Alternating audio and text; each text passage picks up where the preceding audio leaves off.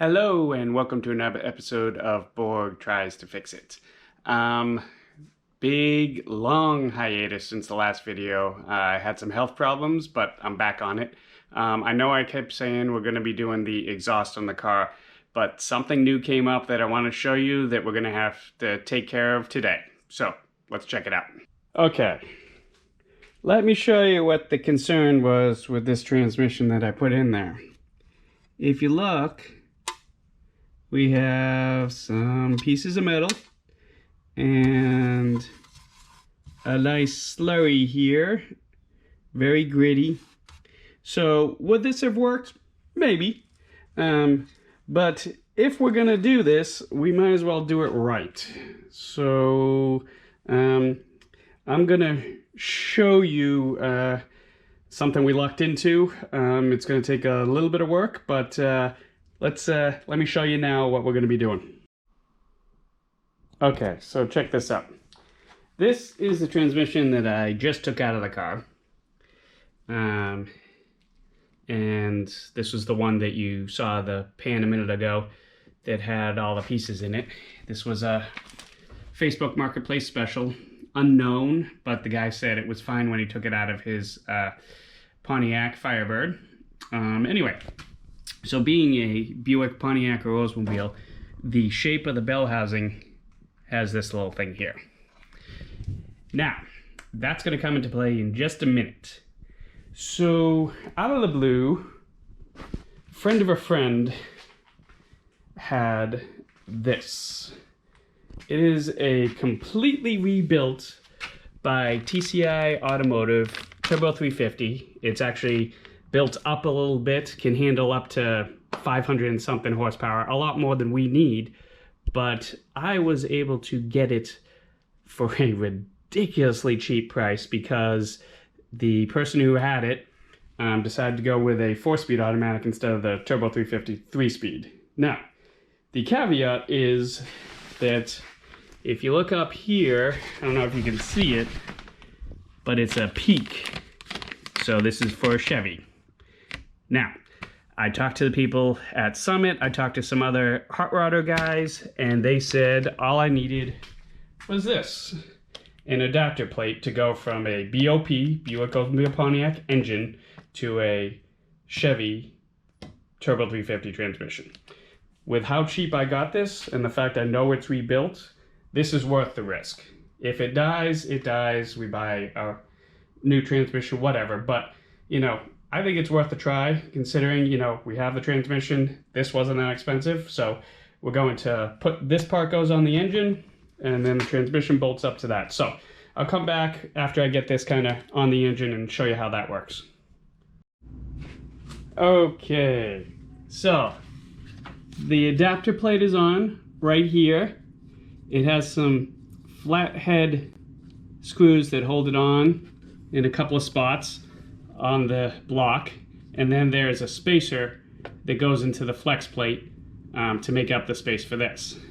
And then you put 2 thick washers between the flex plate on the engine and the torque converter on the transmission, and that should make up the width of the plate. So guess we gotta put the transmission in. Okay, we are ready to get this under the car. We have the torque converter on there, filled with 1 quart of ATF. We haven't put the speedometer stuff in there. That's going to arrive tomorrow. I had to figure out which one it was for the 342 rear end. Hopefully I got the right one. We transferred over the linkage here from the other transmission. Once this is in, we will put the fill and check dipstick in there, and we'll put the kickdown cable over here. All right.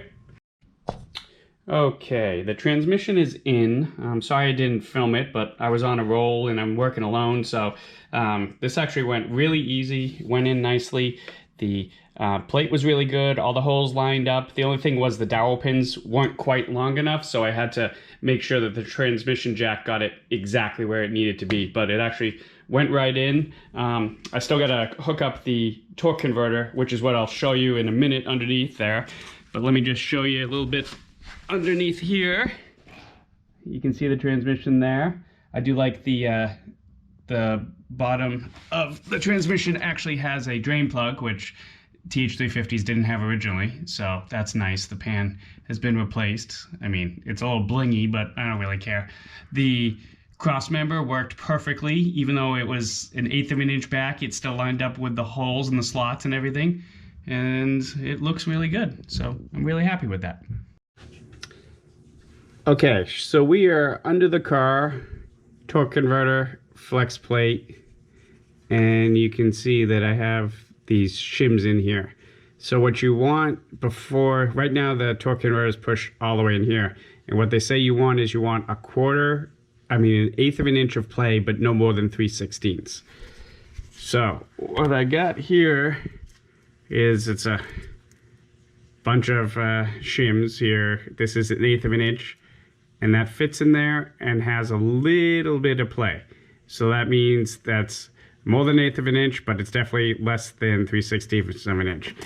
When I tighten this down, that'll pull the torque converter up into here, and it'll still have the play it wants, but not too much play, because if it's too far out, you'll fry the torque converter. If it's too far in, it doesn't have enough play, you'll fry the transmission. So that's what we're looking for, and that's what we got. And it actually took 2 of the big shims that came with the kit, and then 1 more small washer to get where I kind of wanted to go, which, you know, I'm okay with that.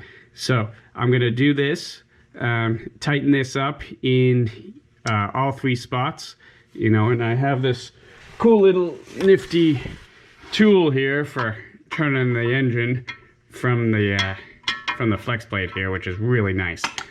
So anyway, let me do that, and then I'll come back and kind of show you what the completed one looks like.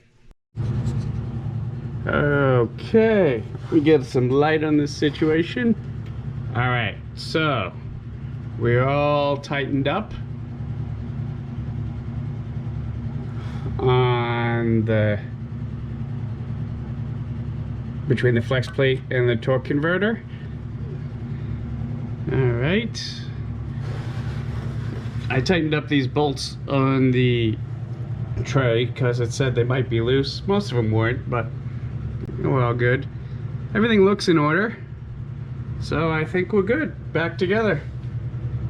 So now we can continue and put the exhaust on and get this thing down on the ground and measure for the drive shaft. All right, so that went pretty well. We got the transmission in there. In the future, I should probably check the transmission before I put it into the car.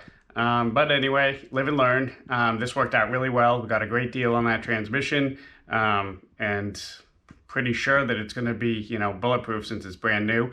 I liked the adapter plate. It worked out pretty well. So whenever we eventually get this started and running, we'll see how that does. But anyway, thanks for watching. Maybe next time we'll get to the exhaust. We'll see. Have a good one.